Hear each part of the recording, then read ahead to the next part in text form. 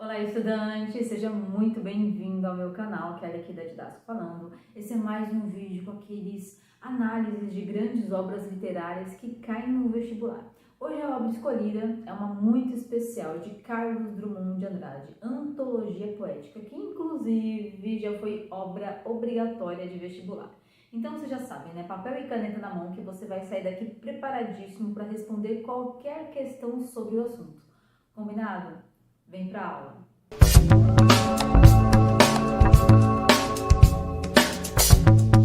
Para ficar organizado isso daqui, para você sair da minha aula preparado, a gente vai dividir essa aula em 3 partes. Olha só.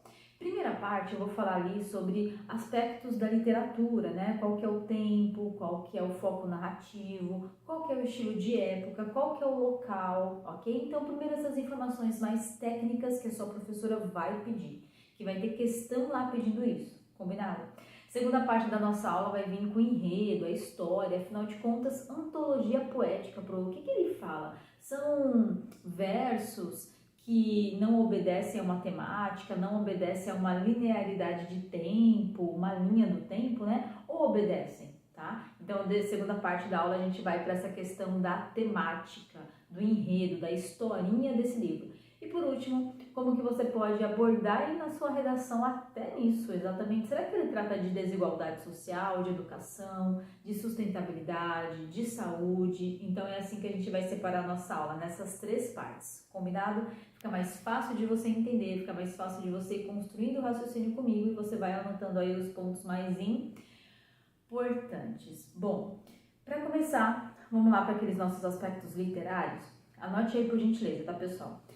Antologia poética, o que quer dizer antologia, né? É uma seleção, é um juntamento. Você juntou, você selecionou alguns poemas, isso aí. Essa é uma das últimas obras de Carlos Drummond de Andrade antes dele falecer, tá? Então imagine que ele pegou tudo que ele tinha produzido e ele organizou isso como uma linha do tempo. Então, quando a gente fala de antologia poética, na realidade a gente está falando de uma seleção de vários poemas, tá? Foi publicado em 1962. Vão ter alguns poemas que estão em primeira pessoa e alguns estarão em terceira pessoa. Então vai variar o foco narrativo, mas a maioria eu garanto para você que é em terceira pessoa. Bom, o local, o espaço, né, dessa história, onde que ela se passa, é em Itabira. Itabira, afinal de contas, ela é a terra natal de Carlos Drummond de Andrade. Isso, ele é mineiro, né, e ele nasceu no interior de Itabira, uma cidade bem pequenininha, tá? E por último, não menos importante, qual que é o tempo, né, Olha só, imagine que essa obra foi publicada em 1962, já foi uma das últimas obras de Carlos Drummond de Andrade, tá? E ele faz, pessoal, uma linha do tempo acerca da sua vida. Então, esses poemas vão falar de mais ou menos ali um período de 50 anos, exatamente. A gente vai começar mais ou menos ali entendendo alguns poemas dentro da infância e vai terminar lá, já na vida idosa, tá? Bom, então essa daqui é a parte onde a gente fala sobre os aspectos literários. Agora vem comigo pro enredo, qual que é a historinha? Bom, entenda aí que essa obra era dividida em 9 capítulos e é como se cada capítulo ele fosse uma parte da vida do Carlos Drummond. Exatamente. Ele faz uma linha do tempo, como eu te falei, né? Ele vai pegando áreas da vida dele, o nascimento, a relação com os amigos, a relação com o amor, a vida idosa. Ele vai pegando várias áreas temáticas da vida dele e vai colocando isso como capítulos em ordem. É como se ele quisesse montar ali como se alguns poemas representassem o ciclo da vida dele. Fechado? Eu vou falar para você o título de cada capítulo, como se fosse cada tema da vida dele, e nós leremos juntos alguma parte de um poema para a gente entender o que esse poema tem a ver com essa temática. Combinado assim? Já que a gente está falando de antologia poética, né, de poema, a nossa análise aqui ela tem que ser sobre leitura de poemas. Sabe quando a sua professora coloca uma questão lá, ela coloca um poema e pede para você interpretar? Ela pede para você analisar aquele poema, compreender do texto algumas informações básicas. Então é isso que a gente vai fazer aqui. A gente vai interpretar esse poema, a gente vai analisá-lo, a gente vai encaixar ele nesse ciclo da vida do Carlos Drummond de Andrade. Combinado? Bom, o primeiro capítulo, o título dele é o indivíduo nasce. É isso aí. O indivíduo nasce, o que ele está querendo falar, pessoal, ali? A primeira etapa da vida, né? Quando o indivíduo ele vem a esse mundo, o nascimento dele. E vem aqui ler comigo um trecho desse poema para a gente entender qual que é a análise do Carlos Drummond de Andrade em relação ao nascimento de um indivíduo. Olha só. Quando nasci, um anjo torto, desses que vivem na sombra, disse: vai, Carlos, ser gaúcho na vida. O que é isso? O que é ser gaúcho na vida? Vai ser alguém na vida, vai caminhar, vai construir sua trajetória, vai construir o que você tiver, sabe? Esse gaúcho aqui é um termo lá do interior dele de Itabira, tá? Maria. O segundo capítulo tem como título Contexto Cultural, é isso aí, o título é Terra Natal. O que ele está querendo falar aqui? Que depois que o indivíduo nasce, ele vai se construir a sua personalidade, o seu comportamento, as suas atitudes dentro desse meio, dentro desse espaço, dentro dessa terra natal e com essas pessoas com quem ele vai se relacionar. Então vem ler comigo aqui também. Há alguns anos vivi em Itabira, principalmente nasci em Itabira, por isso sou triste, orgulhoso, de ferro. 90% de ferro nas calçadas, 80% de ferro nas almas. E esse alinhamento do que a vida é porosidade e comunicação. Você percebe aqui que ele faz uma análise de Itabira, a terra que ele nasceu, mas também faz uma metáfora. O que Itabira tem que, comparado com ele, né, que cria uma semelhança? Eles dois são de ferro, eles dois são fortes. Pegou aqui a ideia? Então aqui ele está se construindo na vida de forma forte. Tá? Terceiro capítulo que se chama A Família, isso aí. Agora entenda um momento aqui comigo. O indivíduo nasce, ele tem sua relação social, são os amigos, é a vizinhança, e ele também tem uma relação doméstica, né? Ele vai ter ali uma família, então agora ele vai dizer como é que foi a construção dele com esse relacionamento com a família. Vamos lá. E eu não sabia que minha história era mais bonita que a de Robinson Crusoe. Robinson Crusoe, ele foi um dos heróis, né, uma saga de herói aí, e ele está querendo dizer que essa família dele ajudou ele a se construir como um herói. Afinal, a história dele é mais bonita ainda que a de Robinson Crusoe. Você percebe aqui um carinho, uma relação afetuosa com a família? É exatamente esse o Carlos Drummond que vai se construindo aos poucos, tá? Agora eu vou pro capítulo 4, que se chama Amigos. Vem ler comigo aqui outro poema para a gente entender qual que é a análise dele na relação social que ele constrói com essas amizades, tá? Vamos lá. Debruço-me em teus poemas, e nele percebo as ilhas, em que nem tu nem nós habitamos, ou jamais habitaremos. E nessas ilhas me banho. Essas ilhas, pessoal, são os grupos de amigos. Entende aqui? Afinal de contas, a gente tem algumas ilhas, né? A gente tem amigos da rua, a gente tem amigos da escola, a gente tem amigos da natação, a gente tem amigos da academia, a gente tem aqueles amigos que a gente faz quando vai visitar um primo, uma prima, ou quando a gente vai passar as férias na casa da avó. Então, tudo isso para ele são ilhas, tá? São grupos que ele vai criando ao longo do tempo. Num sol que não é dos trópicos, numa água que não é das fontes, mas que ambos refletem a imagem de um mundo amoroso e patético. Percebe que ele está visitando alguns espaços, né? E ele está ali num dia ensolarado, ele bebe uma água, não é das melhores, tá? Mas é algo muito carinhoso. Então, digamos assim, que cada ilha não é uma ilha perfeita, mas ele consegue construir ali relações bastante amorosas, ok? Agora eu vou pro 5, tá? O 5, ele já vai falando de uma realidade que circunda ele. Então, perceba que primeiro ele falou da família, depois ele falou do grupo de amigos. Agora ele já vai falar de um geral, ou seja, quando as nossas impressões da família e dos amigos vai colaborando para que a gente construa a nossa mentalidade, né? Afinal de contas, nós somos produtos de nosso meio, né? Então, como que essa realidade que circunda ele, que está ao redor dele, colabora para a construção da personalidade dele? Vem comigo.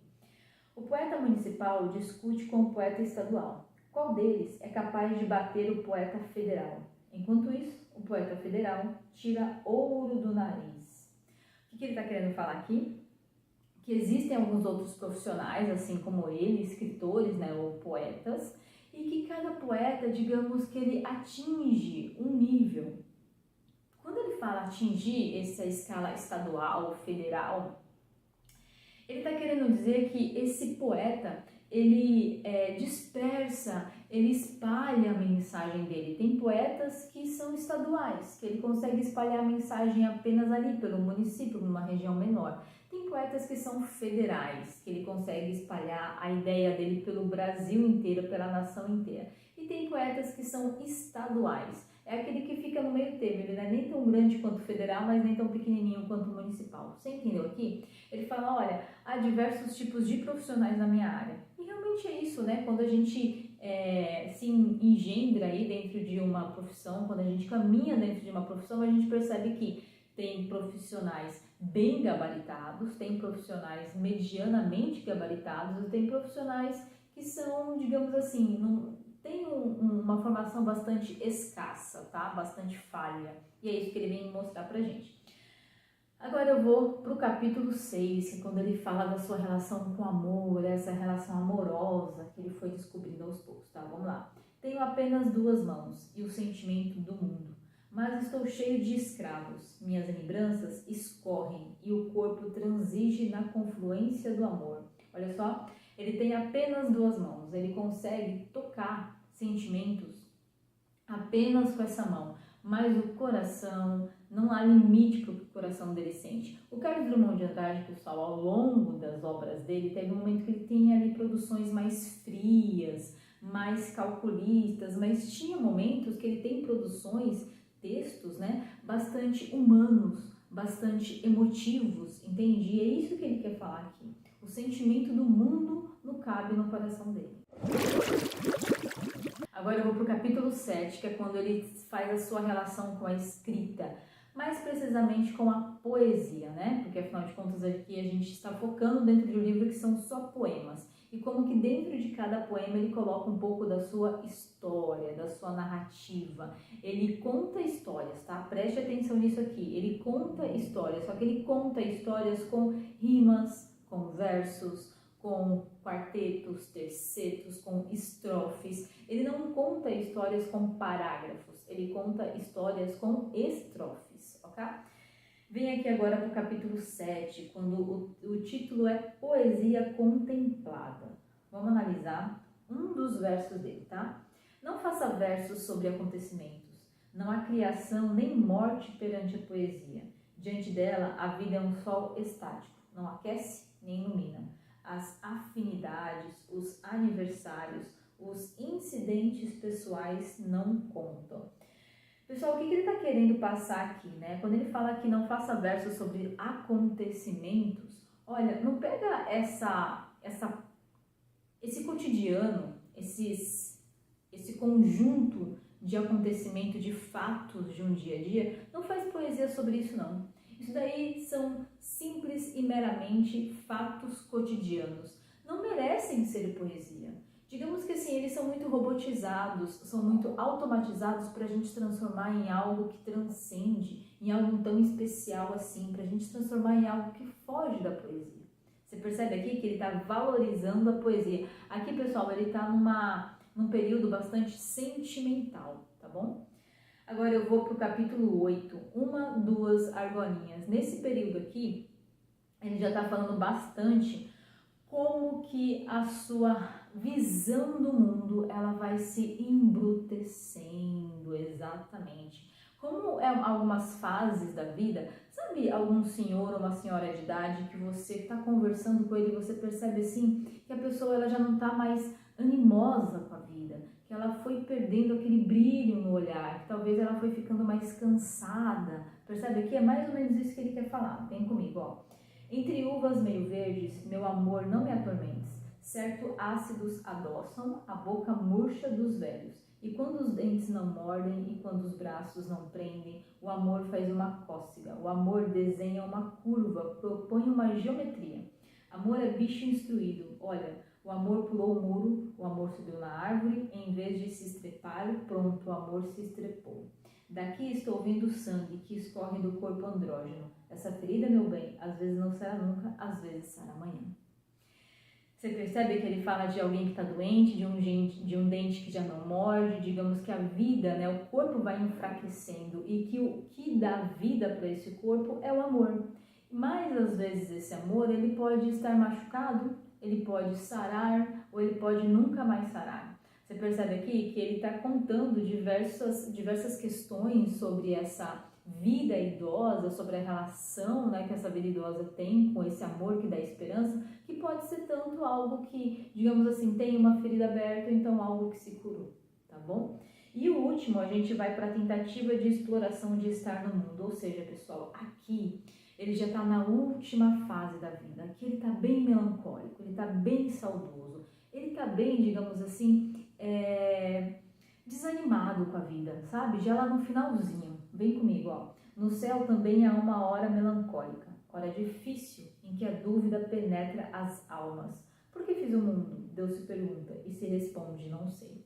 Você percebe aqui que ele busca uma resposta na espiritualidade, ele busca um diálogo com Deus, ele busca um sentido da vida e ele já não encontra, né? É como se ele falasse que essa hora melancólica, que obviamente é a hora, né, do falecimento, de um indivíduo morrer, de um indivíduo falecer, ele fala que nessa hora já não tem mais respostas, que todas as perguntas até Deus não consegue mais responder.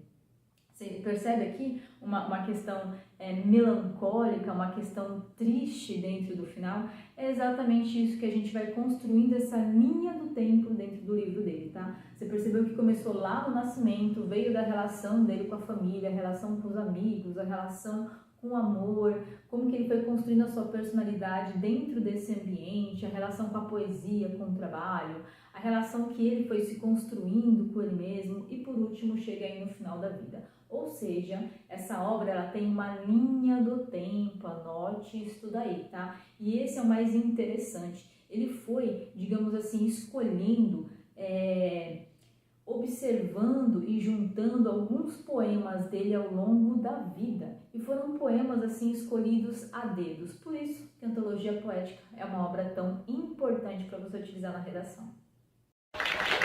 Bom, se a obra fez sentido para você, mas você ainda não entende em que tema de redação você pode encaixar, se liga só no que eu vou te falar. Você percebe que dentro da obra dele tem bastante angústia, tem bastante busca de sentido da vida, tem desilusão, tem uma certa amorosidade, afetuosidade. Então, digamos assim, que tem todas as fases da vida.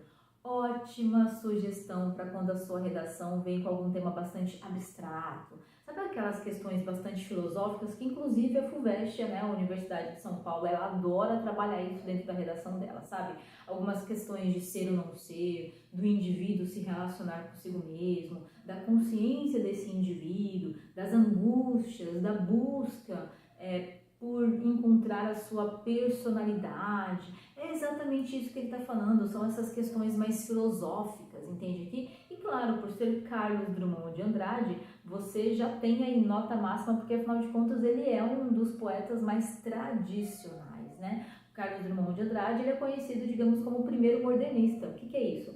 É o poeta que inaugurou o estilo de época da literatura moderna. Lembrou aí de Semana da Arte Moderna? Exatamente, ele é o precursor, ele é o vanguardista, ele é o cara que chegou e iniciou esse processo literário. Fez sentido aí para você? Sim. Bom, pessoal, promessa cumprida, conteúdo entregue, resumão perfeito aí com ordem linear e ainda com a nossa análise no final. Se esse conteúdo fez sentido para você, compartilha para aquele amigo, para aquela amiga que você sabe que também está precisando dar um up aí nas notas, melhorar o rendimento nas notas ou que vai fazer uma prova sobre o livro. E claro, se você teve algum insight durante a aula, comenta aqui. Vou adorar te conhecer, vou adorar conhecer a sua opinião, vou adorar conhecer seu comentário. Enriquece aqui pra gente a sua análise, porque daí cada um vai compartilhando sua ideia e tenho certeza que isso ajuda vocês aí, digamos, a organizar e construir o raciocínio sobre a obra, tá bom? Pessoal, agora sim, muito obrigada por hoje. Espero mesmo ter colaborado e vai lá, gabarita essa prova.